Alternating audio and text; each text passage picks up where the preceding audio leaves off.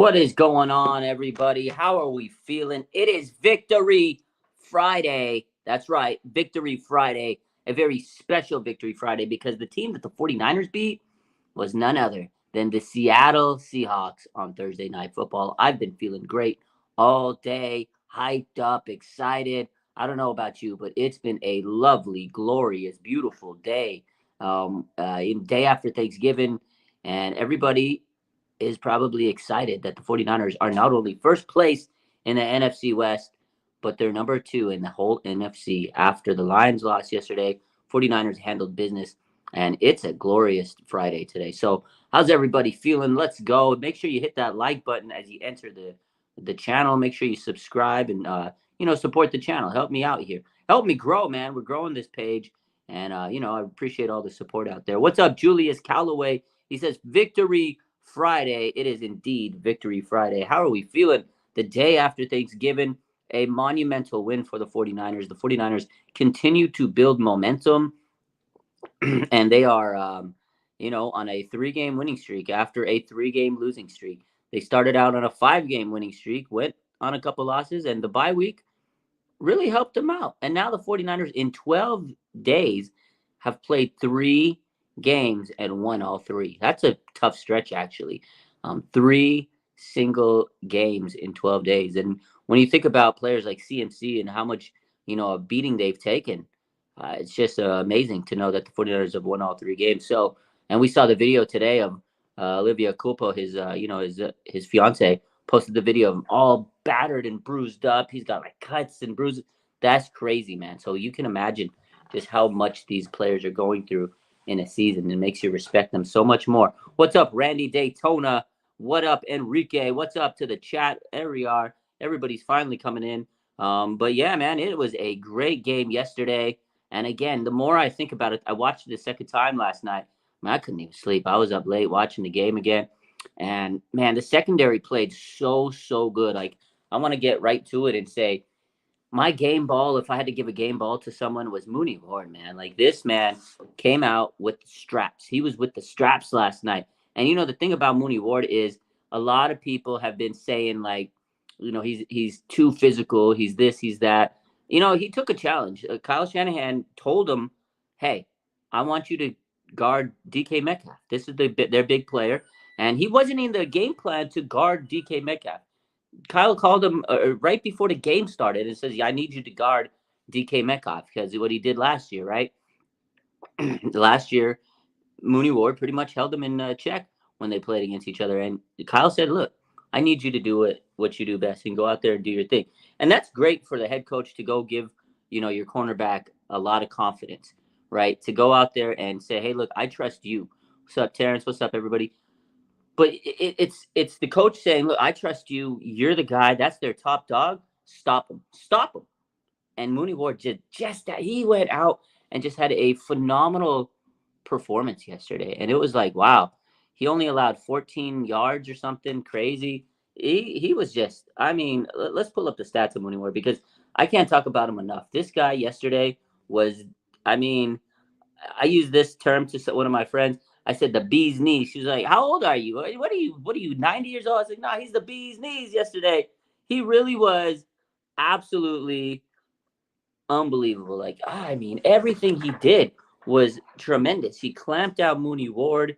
He did everything he could to make DK Metcalf's life a living hell, dude. It was the best performance that I've seen from Mooney Ward. Kyle Shanahan said it was an unbelievable night for Mooney Ward. This guy was just the reason why we signed him. He was worth every penny. When Kyle said, he's worth every penny, that was what it was. That was the type of game we wanted out of Mooney Ward all season.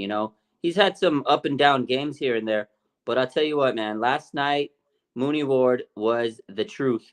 You can't even sit here and talk about it enough. Again, he was just so incredibly good last night. So make sure you hit that like button. There we are. What's up, Raphael? What's up, Throwback? What a game last night, says Rick. Absolutely. An amazing, phenomenal performance. It just, man, it was just an amazing game. And Mooney Ward definitely earned a lot of respect from everybody, as he should have last night, because he went out there again. Kyle told him, "Hey, go out there and guard DK Metcalf," and he did it, and he didn't back down. He made DK's night a living hell. So I'm trying to find the stats. I know I had him out. Okay, here we go. So DK Metcalf versus Charvarius Ward.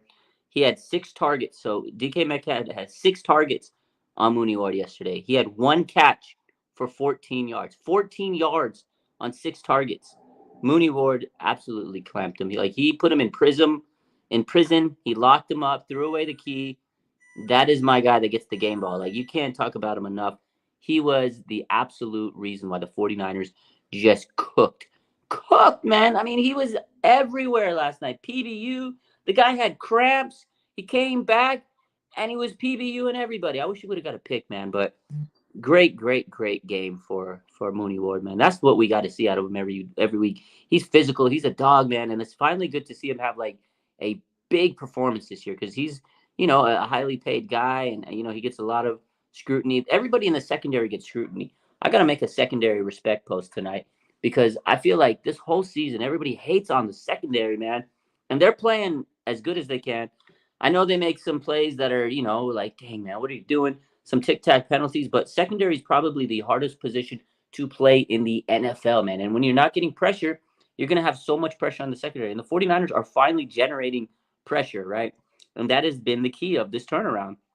If you look at the 49ers defense, it's been the defensive pressures, that have really stepped up and helped this team. Last night, Nick Bosa had 9, Armstead had 3, Hargrave had 3, Chase Young had 2, Clelin Ferrell had 2. They had 25 pressures with 6 sacks. Like, you put that much pressure on a quarterback, it's going to make your secondary's life so much easier. And that is why secondary is playing good. They took out Oliver also. That's been a huge key because we've known he's been a liability. They put in Ambry Thomas out on that secondary, and he has been phenomenal. He was the highest rated 49ers player last night at a 90.2 per PFF. That is amazing to see Ambry Thomas being the highest paid defensive player on this team. With the players that the 49ers have, Nick Bosa, Fred Warner, Armstead, and everybody else, Greenlaw, Chase Young, Mooney, or Ambry Thomas was the highest graded defensive player. Like, shout out to Ambry, man. This guy, everybody was like, he's a bust. He's done. He has turned his career around. Shout out to Steve Wilkes, man. Shout out to Sideline Steve for putting this man in a position to succeed. The confidence is glowing with this young man. And that's the same thing with Mooney Ward. The confidence is great. They took out Oliver. You put Diamond Lenore in the slot. I think Diablo Lenore in the slot is a brilliant maneuver. And look at this. Ambry Thomas yesterday, he had 2 catches allowed. He only gave up 16 yards. He had 2 pass breakups. He had an interception. He had a forced incompletion. And he had 20.8 passer rating against. A 20.8 passer rating against, man. These last 3 weeks, Ambry Thomas has been absolute clamps, man. I love it, man. Raphael says Ambry Thomas added speed in the defense compared to Oliver. Absolutely. Ambry Thomas has the speed, and he's got more confidence. He's physical. This is the thing. Ambry's always been a physical corner, and he's finally figuring it out. Mooney Ward is a physical corner, and he's got it down now. And then you got Diamond Lenore, who I don't know why the fans hate this man. To me, Lenore is so damn good, and he has been locking it up, man. This whole team is just special. It's amazing. Secondary has been just amazing. And you know what? They lost Hufanga, and they didn't miss a beat, man. And that's what you love to see. Jair Brown, he didn't play horrible. He had a solid game, a solid debut. It wasn't perfect. He had some mistakes, but he settled down. And I think the more he gets settled in, he's going to be a great player for this team. And Tashawn Gibson, the veteran, he's solid as usual. So, I mean, this secondary, man, God, they were great. They were great today, man. I got to tell you, man, this secondary was just, or not today, yesterday. They were so good. It makes me happy because they get so much hate on the timeline. Like, the secondary is the unit that everybody always talks trash about. And, Eric says, let's go. Did Burford lose his job? We'll talk about that shortly. Randy Daytona, since we got Chase, Ambry has started. Coincidence? It's definitely a talking point because Ambry Thomas definitely has been better. But also the reason the 49ers defense has been better is Chase Young. It is called the Chase Young effect, trademark. Chase Young effect is real. Look at what the 49ers have done since they had Chase Young. Secondary's better because they're having more pressures. They have 15 sacks. Ladies and gentlemen, they have 15 sacks in 3 games. Nick Bosa, you want to know his stats in 3 games since they got Chase Young? I posted this today because this was a phenomenal stat. When I saw this, I was like, OMG. Look at this stat right here, ladies and gentlemen. Look at this stat. Crazy stat. Check it. Nick Bosa, since the 49ers acquired Chase Young, 11 total tackles, 5 sacks, 1 forced fumble, 1 fumble recovery, 1 PBU, 3 tackles for loss, and 10 quarterback hits. 10 quarterback hits, man. Are you fucking kidding me? This man is just dumb. This is Nick Bosa from last year. He finally is happy on that outside. He has Chase Young wrecking it up. Chase Young doesn't have to put up big numbers because Nick Bosa is going to. Now you can't double team Nick Bosa because if you do, Chase Young's going to eat you alive. It's the Chase Young effect. Let me say those stats again for y'all. This man, Nick Bosa, had 11 tackles, 5 sacks, 1 forced fumble, 1 fumble recovery, 1 PBU, 3 tackles for loss, and 10 QB hits in 3 games. That's crazy, the Chase Young effect, man. Randy says everyone is great since Chase. He is the great key to this defense. He is the reason why this defense is cooking, just like when the 49ers went and had traded for CMC last year. It's the same effect, and I absolutely love it. Like, this makes my heart happy to see the 49ers defense thriving because they are a great defense. We know how good they are, but they've been getting, a little ridiculed and this and that. Steve Wilkes, 3 games on the sideline. Chase Young, 3 games on the team. Ambry Thomas, 3 games as a starter. And they're winning these games. You got to love it. Great moves. My man Raphael says Bosa settled Young into the D-line. Now it's Young turn to show Bosa and the D-line how to attack the Eagles O-line. Oh, that's true. You know what? Chase Young, he knows how to play the Eagles. We'll talk about all that this week because we got a lot to talk about with the Eagles. But, I mean, the addition of Chase Young has been massive. It's been absolutely massive to me. So, definitely a money move for the 49ers. That was huge. And they didn't even cost them a milli. It didn't even cost them a milli. God, what a move, man. That was a great trade. It's definitely working out for them. You know what I mean? So, good to see. Very great to see. And you know what? The 49ers are only getting better because Chase Young and Nick Bosa are getting even better together. And another part, there's more to this stats with the Chase Young effect. There's even better. So obviously the secondary we talked about Nicholas, John, Bosa.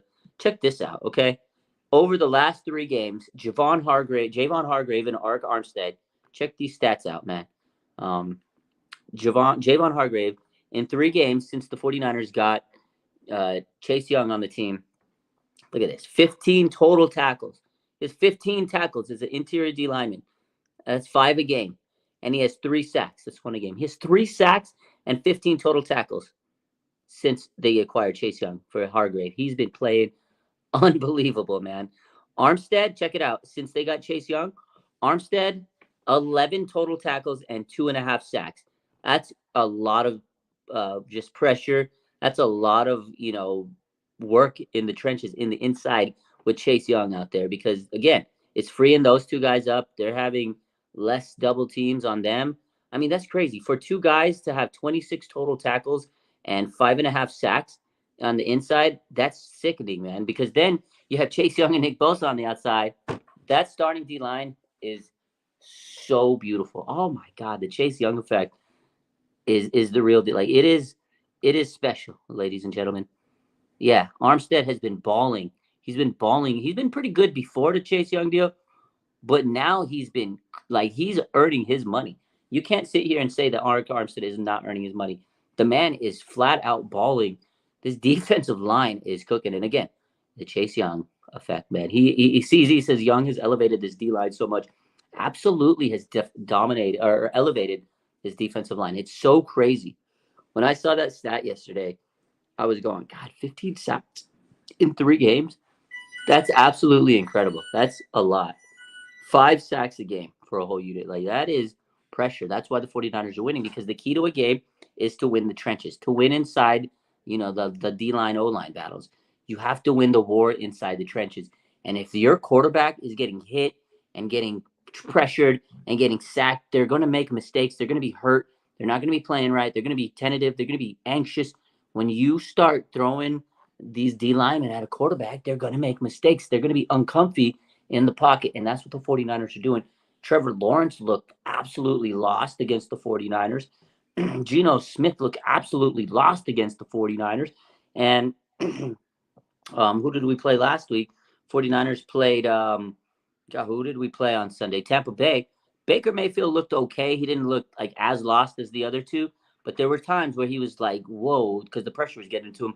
Baker did a good job of getting rid of the ball quick. That's the only way to beat pressure, right, is throw the ball quick, right? We all know that. You throw the ball quickly, you're going to be able to beat the passers, but you have to be able to get rid of the ball. But it still stresses you. After a while, it gets harder and harder. Your offensive line gets worn down. So the 49ers have been able to get to the quarterback at a high rate. Pressures have been crazy.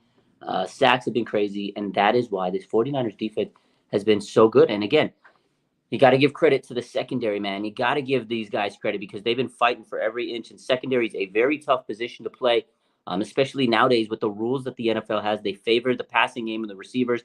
Secondary has been nice, man. Got to give Embry his credit, Lenore his credit, and Mooney Ward his credit. Shout out to this D-line. They're helping everybody out. And, of course, the linebacking crew. Yo, we can't talk about defense without talking about the world-class duo, Fred Warner and Dre Greenlaw. Listen to me, man. These two guys have been wrecking shop. Fred Warner looks like he's an MVP of the league. He's the MVP of the 49ers defense. He's Defensive Player of the Year candidate. Like, I know he's not going to get Defensive Player of the Year, but, man, Fred Warner is just unstoppable. I know he's not going to get it because you're going to give it to probably like Myles Garrett or somebody like that. But, God, man, Fred Warner is just nasty. They didn't really – I don't think the 49ers didn't allow a touchdown. The touchdown that they had was the pick six, the mistake. And then if we want to talk about that, 49ers shouldn't have even thrown the ball there. You should be running the ball. But that's another story for another day, ladies and gentlemen. But I'll tell you, man, this defense is playing great. And the reason Fred Warner is just he's taking this defense and leading them, leading them very well. He's so good. Someone in the chat says, Raphael says, defense didn't allow a TD. Forkle Devil says, Geno was shaking his boots. Fred Warner or Geno Smith was shaking, man. He was shaking in those boots. Absolutely shaking in his boots. He really was. He was scared. That man was so scared last night. And I would be too, because that defense was relentless. Oscar Joe says Fred Warner is the heart and soul of this team. He absolutely is. Julius, thoughts on Kinlaw this year? I mean, Kinlaw isn't like tearing it up. He's not out there being an elite level at any stretch of the word. He's not out there sitting there and acting like this Pro Bowl player. But the fact of the matter is, Javon Kinlaw, he's maturing. He's not getting angry. He's not doing anything, stupid. He's not making bad penalties. He's playing the game. He's learning. He's developing. He's really hasn't played a lot of games in the NFL. So you got to remember, he's still learning the ropes. He's still figuring it out. He's only been able to rehab over the last couple of years. Right now, he's a depth piece. He's rotational. He's not hurting the team. He's actually helping them. He's, contributing. He's a productive member of the team. It's not that he's out there going crazy, but he's taking pressure off other guys. He's getting some double teams. He's allowing Hargrave and, Armstead to get some rest. He's not bad this year. I mean, I don't know if he'll return this season, but it's good for him to go out there and play and be healthy and make it through the season and put film on tape, because whatever happens this year with Kinlaw, whether he comes back or not, he's going to have film on tape, and other teams can see his body of work, and that's going to allow him to get a job somewhere. So it is good to see, Kinlaw play. Ask Joe says, who do the Eagles play this weekend? They play the Bills.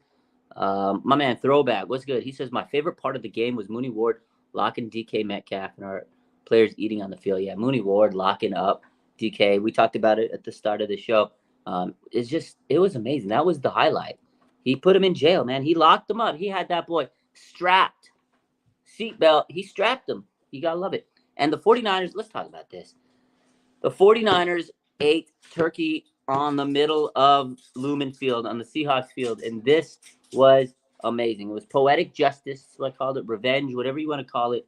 Listen, man, do you know how long we've waited for this moment? The last time the 49ers played the Seattle Seahawks on Thanksgiving was the worst Thanksgiving of all our lives. I remember it was, Niners home field. They ate it on our field. You had Richard Sherman biting the turkey, Russ Wilson, and they're making a mockery, and we're pissed off. We waited over 10 years for them to get revenge. When I saw this game on the schedule, knowing it was Thanksgiving, I said, oh, the 49ers are going to extract revenge from that Thanksgiving fiasco, and they absolutely did. When the whole team, it wasn't just one player. It wasn't just two players, because last time it was for the Seahawks, it was Sherman and Russell Wilson. They're two leaders of the team. So all that was on the field. Last night, you had Brock Purdy, you had Fred Warner, you had Christian McCaffrey, you had George Kittle, you had Deebo Samuel, you had Mooney Ward. Nick Bosa came on, although he didn't want to eat the turkey. He's watching his figure. He don't eat food after this. Too much carbs for him. That was so funny. The whole freaking team was out there eating turkey because they know this means something to them. It means something to them. And that was a monumental victory for the 49ers. These players, that was a good win, not just for the fans, for the players. Like, this was a huge, huge game. If they want to win the number one seed, if they want to get the the NFC West, they had to go into the Emerald City. It's a tough environment. Pete Carroll, we know how good he is against the 49ers. 49ers now have owned the Seahawks. They are literally owning the Seattle Seahawks over the last couple of years. It was a different story for a while. And now it's so good to see the 49ers kicking the teeth in of the Seahawks. And last night was no different. Credit to the Seahawks. They made some adjustments. The 49ers kind of fell apart a little bit, some turnovers. Momentum got shifted a little bit, but they stayed tough. Defense was relentless. Third down was crazy for the 49ers. How many times did you see them get a third down sack? And that changed the tide of the game so many times. What's up, OG 49ers? What's good, my boy? Go follow my boy on YouTube, Instagram, and TikTok. He just started out a new creator, but he also was an old creator, if you know what I mean. But check him out. Shout out to you hopping in on the chat today. But what I was saying is, this 49ers team, they deserve this win. They deserve to eat that turkey. It was great to see it. You had Kittle running away with the turkey, throwing it to everybody. Deebo Samuel throwing it to the crowd. Man, I love it. And you know what, Randy? This is so great that you said this, because the whole world watched our franchise quarterback light it up last night. The whole world got to see Brock Purdy. The media, they got to see how beautiful this man is as a quarterback. He made a mistake. Again, that play call was stupid. He should have ran the ball. But the way he was able to respond to that mistake was the chef's kiss. The beautiful throw inside the bucket, 4 defenders, a dot, like Brandon Ayuk called it. He says it's a dot. That's what we call that pass. It was a dot, ladies and gentlemen, to Brandon Ayuk in the middle of 4 defenders. Bracketed Ayuk. You had 4 guys. He threw it where only Brandon Ayuk could get it. That is Brock Purdy, ladies and gentlemen. He's 23 years old. He's poised. This guy came into the Emerald City. Didn't care. He was unflappable. No pressure, man. No pressure. And this guy is a baller, man. I love Brock Purdy.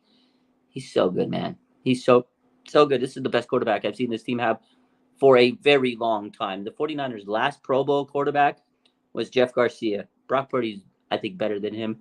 It's still early, but he's looking like a dog, man. Steve Young was a beautiful Hall of Fame, my favorite player. Brock Purdy's the best quarterback this team has since Steve Young right now. Whoo! The media they're going to learn, man. They're going to learn. They don't want to pump him up. They're still waiting for him to fall. They want him to fail because, he's Mr. Irrelevant, the last pick. It's got to be the last pick for something. But listen, man, Brock is learning. He's getting stronger. His deep passes are getting better. He's learning how to bounce back. Look, every quarterback throws interceptions. They make mistakes. But Brock's the only one that they sit there and criticize if he throws mistakes. Look at Josh Allen, man, leading the NFL in interceptions. A lot of quarterbacks throw picks. Patrick Mahomes is throwing picks. Everybody's throwing them, but Josh gets scrutinized. Tua threw a bunch today. But listen, man, Brock Purdy, he throws one and the whole world throws a hissy fit.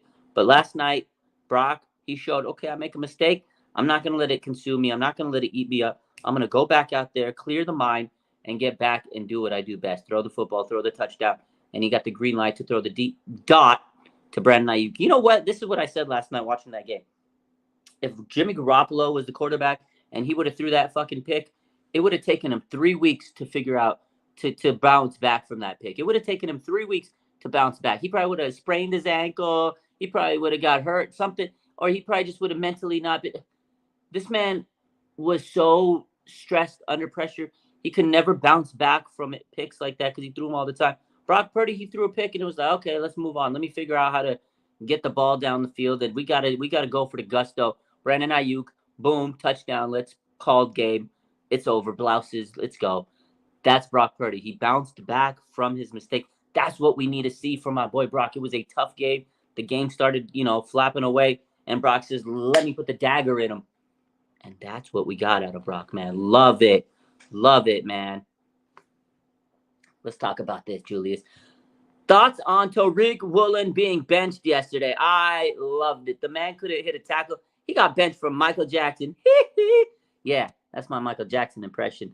This man got benched for Michael Jackson, not the Michael Jackson, the legend, not the Thriller, not the legend Michael Jackson, the cornerback Michael Jackson. No disrespect. He was a decent player in college, but he's not like an elite player. You got benched for a backup quarterback because you couldn't tackle. Juwan Jennings, and I love it because Juwan Jennings today roasted him, and I knew he was going to. I said it last night. I said he's going to roast him and toast him, and it's going to be fun. And you know what? Let's go all the way back. Let's go all the way back to this offseason because I posted this. It went viral a couple months ago, and then today we got to re-explore it. Check it. So a couple of months ago, Juwan Jennings posted this. It was a post on the NFL. They said, because it was during the NFL Combine, and they were hyping up Tariq Woolen, and the caption was, before his Pro Bowl rookie season, Tariq Woolen showed out at the Combine. And it was like a highline clip, and, they were hyping up Tariq Woolen. In the comments, Juwan Jennings says, boy better stay in cover 3 or it's a buffet out there. Basically, he's clowning on Tariq Woolen. He says he's only good in cover 3 because if he goes one-on-one, he's going to get eaten alive, basically. You like how I could, decipher that? See? I speak Juwan Jennings. And then Tariq Woolen, he clapped back and he says, bro, you're the only wide receiver that talks. He goes, you better just stick to blocking and catching flats, you tight end. He called Juwan Jennings a tight end because he's not an elite explosive wide receiver. So he clapped back at him. Okay. Last night, Tariq Woolen got benched from Michael Jackson because he couldn't make a tackle on Juwan Jennings. He couldn't make a tackle. This is the picture right here, ladies and gentlemen. Look at this. Juwan Jennings, this man right here had 3 defenders on him. He was 4 yards away from the first down. Guess what? He got the first down. Are you kidding me? Are you kidding me? Look at this. Look at this. Look at this right here.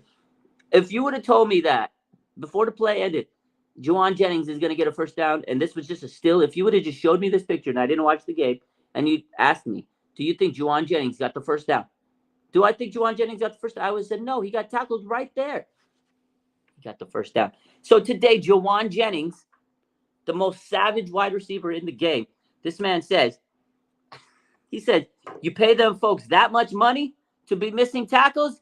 You pay them folks that much money to be missing tackles? Then he hashtagged it, making millions to miss. You're making millions to miss. Oh, my God. Juwan didn't have to do him that dirty.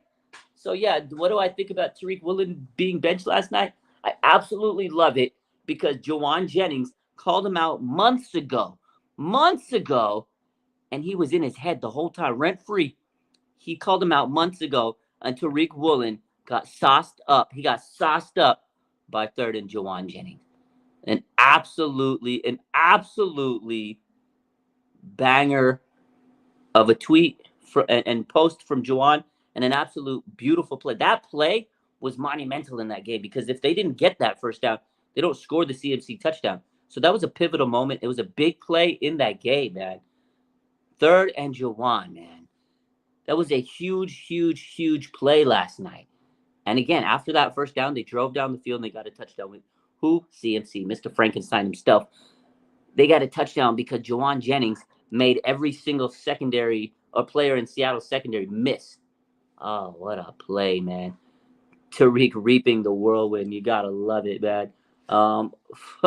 Fork says, What do I think? Do I think Wilkes coming down to the sideline was a difference maker? It's not the only difference maker. I talked about this. I think Chase Young obviously has been the reason why this defense is turning around because you get more pressure. It takes pressure off the secondary. But Steve Wilkes being down there is a difference maker. Let me tell you about this. Steve Wilkes, man, he needed to be down there because they needed their leader, their general, to be up face to face with them. They needed to know that he's about them, that he's not just about I'm gonna be up on this booth and call the plays to you. No, man, this Niners team, they're a family. If you ain't fucking with them and you're not on the field, man, they're not feeling your vibe. And I think that's why they're responding to Wilkes more. It's not about calling the play. You could call the plays wherever you want. It's about being a family. You want to be part of this team. You want to stand on business. You need to be down in the trenches with it. That's what the Niners are about, man. It's a family down in the trenches because look, D'Amico on the sidelines, Salah down on the sidelines. Now I get it. Every coach is different. Some coaches are great from the booth, but guess what? The 49ers players, they're used to the sideline coach. They need that energy. They need if there's a problem and they need to talk to you and communicate about something, need to be up in that face. And I think that makes a difference. And you could see Steve Wilkes is just his energy is different.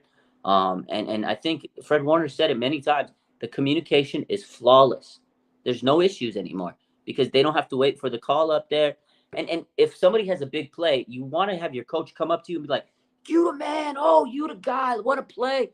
Like that moment when Ambry Thomas and sideline Steve were embracing each other a couple of weeks ago was amazing, man. It was amazing to see that. You ain't gonna get that in the booth. You're not gonna see Steve Wilkes, hugging and having this deep conversation on the middle of the game with Ambry Thomas. That's huge, man. For a player, have your coach show you that respect. Because what is he gonna do up from the field? Call in. Oh yeah, hey Fred, I know you got the mic on. Tell Ambry Thomas that was a beautiful play. Tell him it was a great play. Okay, thanks, man. It doesn't hit the same as when you're man to man with the guy in the face and you say that was a great play and you feel the energy of that other guy. It makes a difference. So yeah, I think Steve Wilkes being on the sideline is a difference maker. So absolutely difference maker. That's a good question, man. On the real, says Randy, no running back win for them. Would we still have destroyed them with no Walker? I mean, that definitely was a factor in this game. That's a huge blow for the Seahawks. He's so good. But I still think the 49ers would have shut him down. Charbonnet's not a bad running back, you know what I mean? But he's definitely not Kenneth Walker. Charbonnet's better at, passing the catches out the flats and stuff like that, receiving back. But hey, Kenneth Walker definitely was a big blow to this team. But I still think the 49ers would have won. It might have been a little bit closer when the Seahawks were kind of chipping away and, the 49ers were kind of faltering a little bit. But again, that defense was still relentless. They were hitting them hard. They only allowed 6 points. They were really stopping the run. They were getting to Geno Smith, the pressure. I still don't think the pressure would have been different. Maybe would have been able to eke out a few different plays here and there. Maybe they would have been a little bit faster and could neutralize a few plays here and there. But I still don't think having Walker would have made a difference. The 49ers were just too strong. They were too overpowering for the Seattle Seahawks, man. They were just too strong for Seahawks. Honestly, the only thing really that held the 49ers back was just a lack of killer instinct on offense. And that's sometimes where Kyle trips up is he plays to just win the game. He doesn't play to dominate the other team and annihilate someone. He gets up and then he's like, okay, we're winning. Let's just win the game. But sometimes his situational play calling just gets in his way. And that's the only thing holding the 49ers back is can they go for the jugular? And I know in the last couple of weeks, which I mentioned, is in the third quarter, they've been taking that deep shot, right? Taking that deep shot down the field. Last night, they didn't get to do it till later because they didn't even have that opportunity in the third quarter because Seattle was driving. They ran the ball down. They had that long drive in the third quarter, but they did still eventually get that touchdown pass to Brandon Ayuk. But I do want to see Kyle play a little bit more aggressive. That's always been my issue is once you get the lead, man, don't just play to win. Play to keep dominating, man. Don't let teams hang around. Because if you let a team like Philly hang around, they're going to come back and win. That's what we saw last week with Kansas City and Philly on Monday night. Kansas City kind of let them hang around, and Philly came back. The 49ers cannot let these really good teams hang around, They let Tampa Bay hang around. They let Seattle hang around. Those two teams weren't strong enough to beat the 49ers. The 49ers let Philadelphia hang around. They're strong enough to make that comeback. So they got to close these games out. So, Ethan says Seahawks fans are blaming Geno for DK getting strapped. Seahawks fans are incredibly down and bad right now. They're going to blame everything. They're mad at Geno. They're mad at the world. They should be mad at themselves for being Seahawks fans. DK Metcalf got his ass strapped by Mooney Ward, man. It was beautiful. It was a beautiful thing to see Mooney Ward just strap up DK, man. Oh my God, ladies and gentlemen. Another thing that was beautiful was Christian McCaffrey. I want to talk about CMC because I'm telling you, man, ever since the 49ers drafted this guy, it's like it's just been another team. It is incredible. I've said it from the day the Niners traded for him. I said, you guys are witnessing a superstar. You guys are witnessing a player that you've never seen before on the 49ers. He's different than so many players. He's an absolute rock star of a football player. He is a Hall of Fame player. Like, you are witnessing one of the greatest running backs of all time in the NFL. This is a generational player. Like, you guys need to realize Christian McCaffrey is special. He is something that we haven't seen. We are lucky to have him on this team. We are lucky to have this guy on our team, man. We'll get to this question next, Julius. But CMC is one of those players that when he's on another team, you're like, oh, man, I wish I could have CMC on my team. And the 49ers have him. It's like every day I pinch myself. I'm like, holy crap, they traded for CMC. And that trade seems like they didn't trade enough. I feel like the 49ers could have still traded more. And I mean, it was worth every single draft pick because they got him back. My man, 49ers throwbacks, is it the best 49ers running back since Frank Gore? Absolutely. Christian McCaffrey might be a better running back overall in terms of versatility, his skill set. Frank Gore was a bruiser. The man was so consistent. We knew how his durability was. Like, nobody's been as durable as Frank. Like, the amount of games he was able to play and still produce high volume and the numbers he did was crazy. Like, nobody's ever going to be like that. But Christian McCaffrey, the vision, Frank Gore's vision was crazy too. The vision, the speed, the hands, everything, man. I mean, I guess Frank Gore has him on run block, on blocking, zone blitzing, because Frank Gore is a better blocker than him. But CMC is an underrated blocker. People don't give him enough credit. CMC though, man. Oh God, 2 touchdowns last night. That second touchdown was crazy. Just like Juwan Jennings, you think he's going to get tackled. And I don't know how he finds the hole and he bounces out and he scores a touchdown. That was a thing of beauty. His running was it was crazy. He had 139 total yards from scrimmage on 24 touches. The guy was just he was sensational. He set a record. We talked about it last night. He has the most rushing touchdowns in a season in 49er history, 11 and counting. He scored 29 touchdowns in 25 games as a 49er. That's so crazy. Frank Gore had 10 touchdowns several years in a row through a full season. Bro, we've played 8 and 3. That's 11 games, and he has 11 rushing touchdowns. He's on pace to go. He might score like 15, 16, 17 rushing touchdowns. This is crazy. Christian McCaffrey is him. He should be in the MVP consideration. He should be in the Offensive Player of the Year consideration.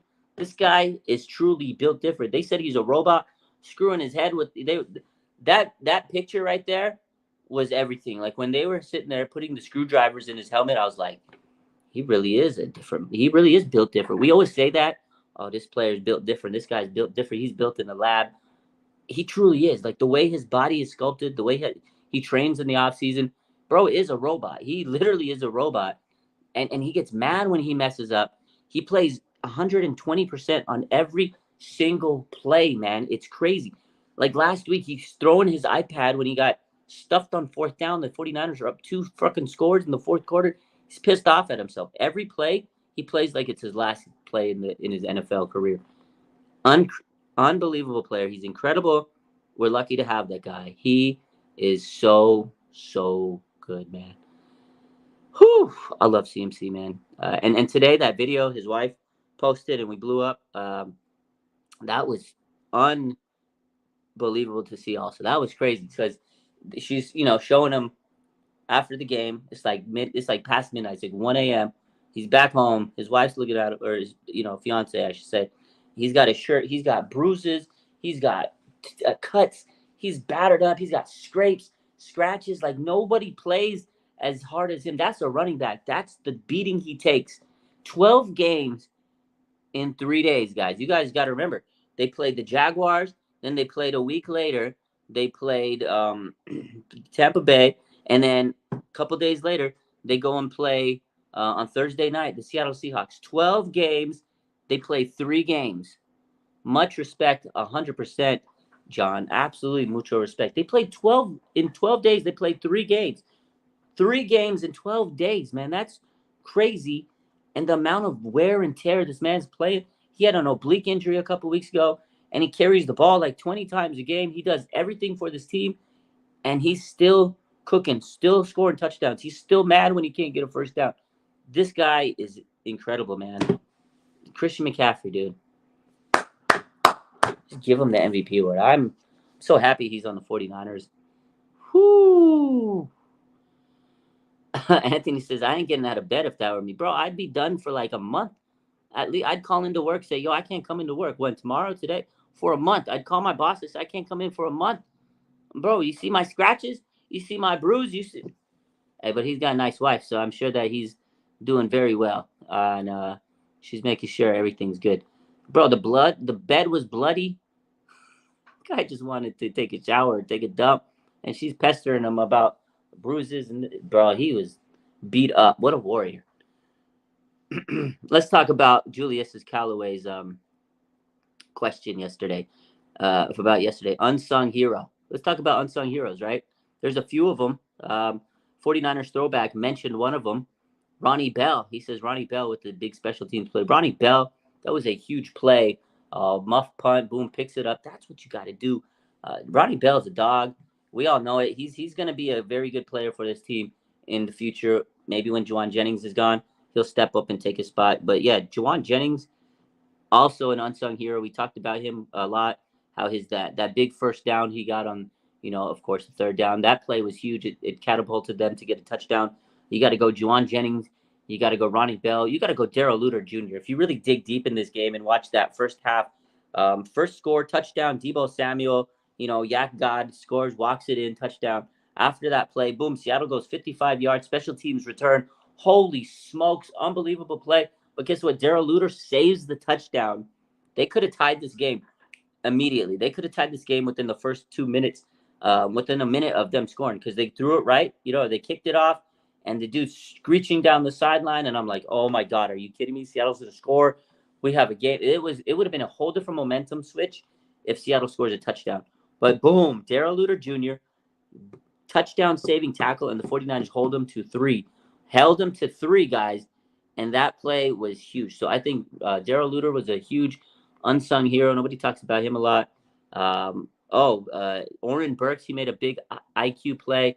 A big turnover was coming, but he made a big high IQ play on special teams as well. Oren Burks, man, another guy that was like, clutch save.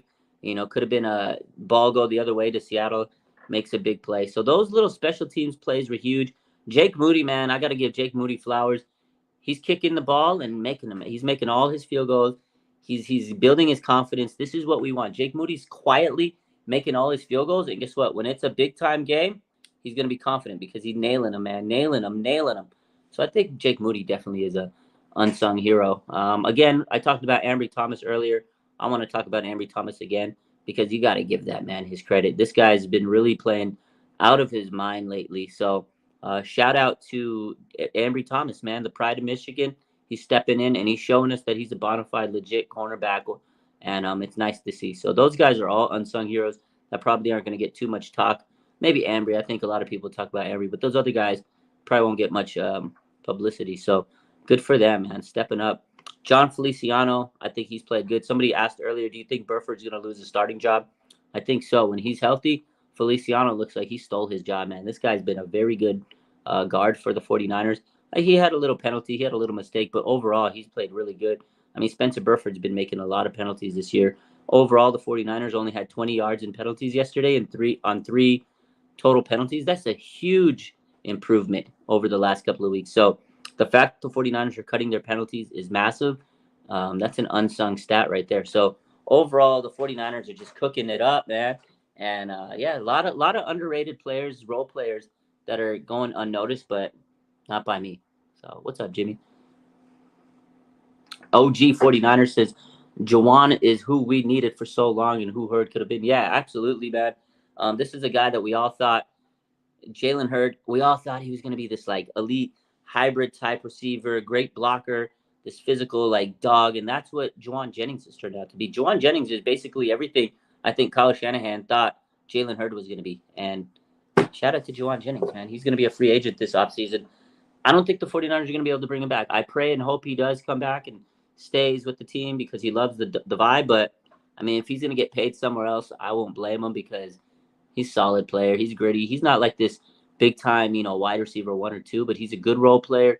He's a good, big target. He's going to be reliable on first down. He's going to move the chains, and he's a role player. He's a glue guy. He's like a Draymond Green type guy. If you watch basketball, the Warriors, you need that guy. You need that glue physical enforcer. You need that guy that's going to go to war with the rest of your team. If someone pulls up, he's going to pull up right behind him. So I love Juwan, man. Absolutely. Did I see Tua's nasty arm cut? Did you see that? There was like a big sliver of skin muscle. Like, it just wasn't a cut, bro. It was like deep all the way down to like a layer of past the muscle. That was crazy. That was nasty beast mode. Terrence Davis, let's talk about this. So today, as you know, George Odom has been officially diagnosed with a torn biceps. That's what they feared last night. The MRI confirmed George Odom torn biceps. He'll be out for 2 to 4 months. It's not a season ender. He could come back maybe later in the end of the season, just like deep playoff run. But I mean, at this point, I don't know if he's going to be able to make it back. That's a tough injury, torn biceps. But I'm sure he'll be able to rehab his way, and he'll be back at some point with the 49ers. But the thing about Odom, I mean, he's not like your premier safety. He's not going to start. He's a good special teamer. He's a very good special teamer, actually. But the safety depth right now is very thin. They have Deshaun Gibson and Jair Brown, the rookie.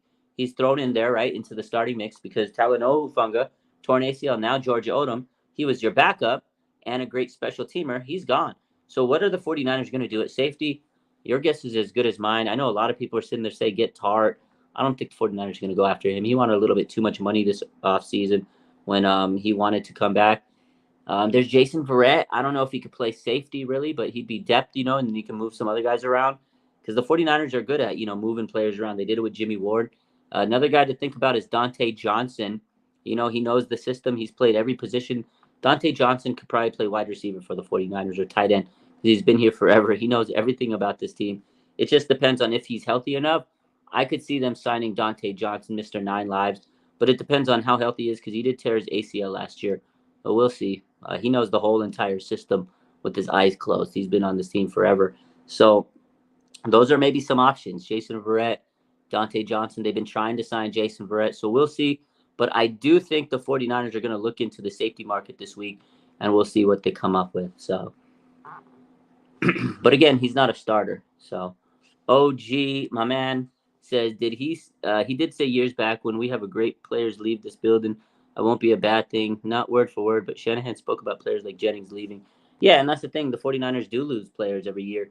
It sucks, but that's the business, but they always kind of retool. That's why he got a guy like Juwan Jennings, a couple years back. You needed him. He did his time, and now when it's his time to leave, you got a guy like Ronnie Bell who's going to step in and take over. So it sucks, man. The business aspect of the game, we all want to keep all the players, especially our fan favorites, guys like that. But, Kyle Shanahan's talked about it before, you're right. And I think that when the time comes, they'll have to move on with him, and they'll replace him with Ronnie Bell or whatever. When 49ers got Kendrick Bourne, they got Juwan Jennings, right? Now Juwan Jennings, he might be on the way out. You got Ronnie Bell. So that's what Kyle does. He retools these guys and gets someone that can do the job and maybe even better. And again, they're going to be cheaper. When you have a rookie player, this can be a lot cheaper than keeping a veteran. So it's the business. So Ethan says, I just hope the team doesn't act the same way after Philly. They did with Dallas, talking all that shit, then getting hit in the mouth 3 weeks in a row again. Hope they treat it at one at a time. I think they learn from their mistakes, Ethan. But I agree with you. I hope they don't let this game get to their head because this was a big game. A lot of emotions running in a division game. Hopefully it doesn't, come and cause them to go on a downward spiral. But I feel like they're on a great, upward tick, So 49ers momentum is high. The vibes are incredible right now. I think they are going to be back on a 1 week at a time. I think they've realized that 3-game losing streak was an eye opener. It was a really big dose of reality. So I feel like this game is going to be tough for the 49ers against the Eagles, but I don't think they're going to let the Seattle game cloud their judgment. I think they know it's business as usual, but we'll see ultimately next week. So my man Beast Mode, what's good? He says Eagles game is going to be a dogfight. Debo, Trent, JJ coming for blood. Whoo, this game's gonna be a monster, man. This is gonna be, dude. I'm literally stressed about this game. I'm not gonna lie to you guys. I'm so stressed about this Philly game, but I'm glad that it's a 3. The 49ers get 3 extra days basically to rest and prepare and get their mind right. Because to beat the Philadelphia Eagles, your trenches have to be better than their trenches. You have to be well rested. You have to be prepared to go into a battle in the trenches, man. And that's good. That's what it is. Their team is good. I hate to admit, they got a great team. They got a good coach. They got great players. Their line is stacked on defense and offense. They're a great football team. So hopefully the 49ers could go out there and beat them, because the 49ers are just as talented, maybe even more talented than them. So this is going to be a battle of 2 Goliaths. This is really, truly a battle of Goliaths, man.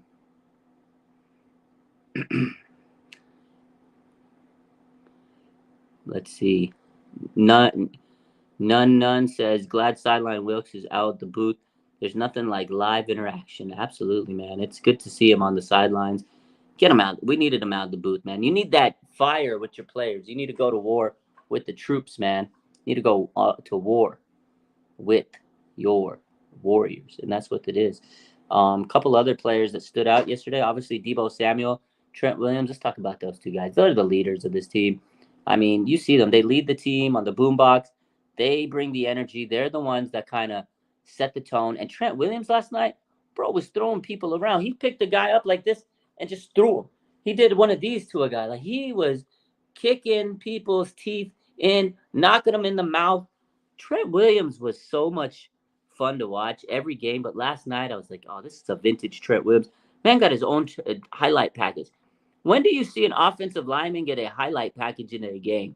They did it with Joe Staley a couple of years ago in that 2019 game when he was playing Jadeveon Clowney. I remember that because it was Joe Staley was dog walking, because the first time the 49ers had played Seattle that year, Joe Staley was hurt. He got hurt after that. He missed a couple of games, and he didn't look too great, right? He was getting pushed around, and I remember that. And then that game, 2019, oh, man, it was a huge game. Staley was cooking him up. He had the emotional spike. Like, he was whipping those fools up. And that's what Trent Williams last night, you can just see. He was throwing dudes around, ragdolling them up. I was like, God, Trent Williams, man. Trent Williams, he's amazing. And Deebo Samuel, I tell you what, ever since the 49ers got Deebo Samuel, the offense has been even better. He's the key, man. He unlocks things. He does things that every player can't do. You can't replicate what Deebo does. The jet sweeps, the versatility he does. They can use him as a running back to take some pressure off CMC, slant God, the wide receiver screens. Everything he does is just phenomenal. So Deebo is a big part, and he's so physical. You can't take him down. He's like Kittle, man. Once Kittle and Deebo get the ball, it's so hard for a defender to take those guys down, and that's what you want to see out of your star players, is taking the other team and making them pay for trying to hit your players. So they imposed the will on the defense instead of the other way around. Beast Mode says this game is also important because it could determine the number 1 seed. Yeah, this is a lot on the line on next Sunday against Philly. So I'm very happy that the 49ers get a few days to rest. Philly's got a tough game this Sunday against the Bills. And, hopefully they don't get any injuries, though, because I want this team to be fully healthy when they play the 49ers. You don't want to have injuries no matter what. Both teams, you want to make sure they're as healthy as they can be. So CZ says, after these past 3 games, I feel pretty confident in the Niners D-line against the Philly O-line. We'll see how it goes. That Philly O-line is very, very stout. So we shall see. Ladies and gentlemen, this is Victory Friday. I hope everybody's have a great day. I appreciate the people in the chat. Make sure you hit that like button. Make sure you subscribe. Make sure you tell all your friends. Your boy Raj is on YouTube, RSF 49ers Live.